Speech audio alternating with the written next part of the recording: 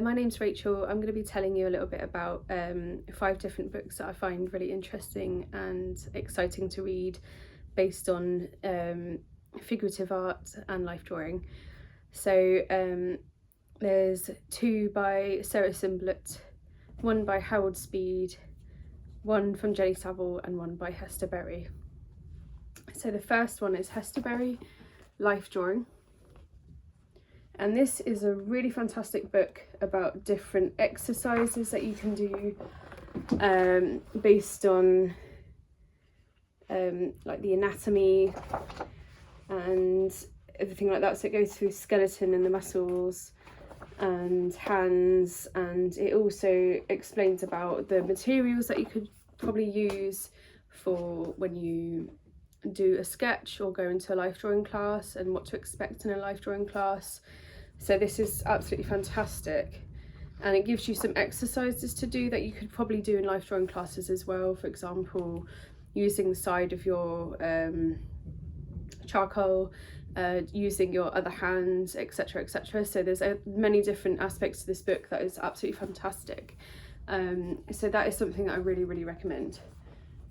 And the second book is, I'm going to go for Jenny Saville. So Jenny Saville is an artist that I've been excited about for quite some time, because I started college in 2018, I think it was, and the first exhibition that we went to at college was a Jenny Saville exhibition, and I was absolutely blown away. So if I can find the page of the painting that I saw, so she's done an exhibition quite recently. She's been a figurative artist since she went to university in the 90s. But if you see here, there's these paintings. This series is what was exhibited, and it's been an amazing journey for her. But these, if I can't find it, so this is Jenny Saville and her painting. So she's obviously a figurative artist, and her style is absolutely brilliant and one of a kind. She's very realist, but she's also quite abstract, and she paints herself. She does self-portraits, and she does other aspects of painting as well, and sketches. And this is just an amazing book to read. I definitely recommend it. This is what my partner bought me last year for my birthday, so I really recommend that. So that's called The Anatomy of Painting by Jenny Saville. So it just talks a little about her journey, and yeah, it's a really good read. So the next one I'm going to tell you about is Drawing for the Artist. So this is a Sarah Simblet book.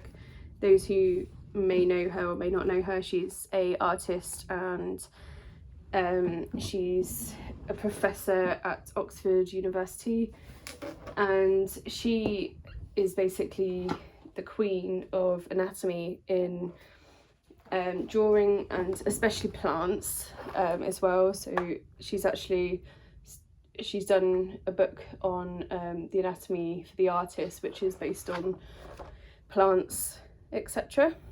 And so as you can see, this is a really fantastic book. So I haven't read the whole entire book, but I read the body, and this is a section of the book that talks about the history of the body, and why we paint bodies, and it gives a really in-depth description of why we paint bodies today, and it gives you examples of different artists to get you inspired.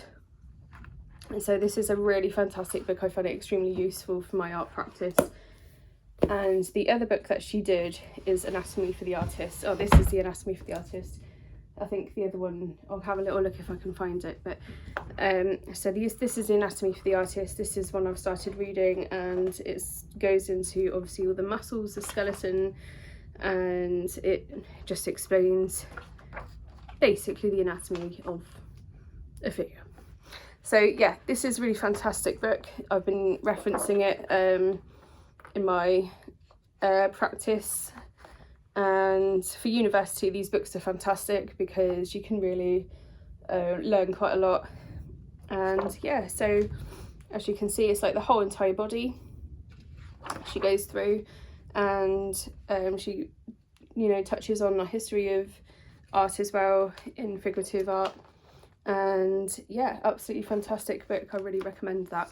And the last book that I most recently have bought is The Practice and Science of Drawing.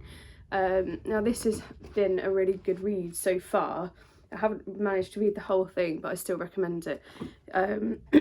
So this is about basically what I've read so far. It's touching on being able to read, being able to draw, being able to draw, and once you're able to draw, you can then become an amazing artist. And I know that sounds ridiculous, but what I mean is, if you can learn how to draw, and then you can express yourself in your drawings, so then you can make it your own. Like, for example, Picasso learned how to draw, and he was absolutely incredible to draw. He was an incredible drawer and artist, and then he decided to just paint faces that looked like children's paintings. So that I find really interesting. So yeah, it's basically explaining that whole process of being able to draw first, and yeah, it's just a really amazing book. And it's just basically the science behind drawing, and it's got lots of illustrations of some of the most famous artists' work. But yeah, there's a few other books that I have as well that I absolutely love, but these have been my Bibles for the past God knows how long. But yeah, so I really recommend these, and I hope this has helped. Thank you very much.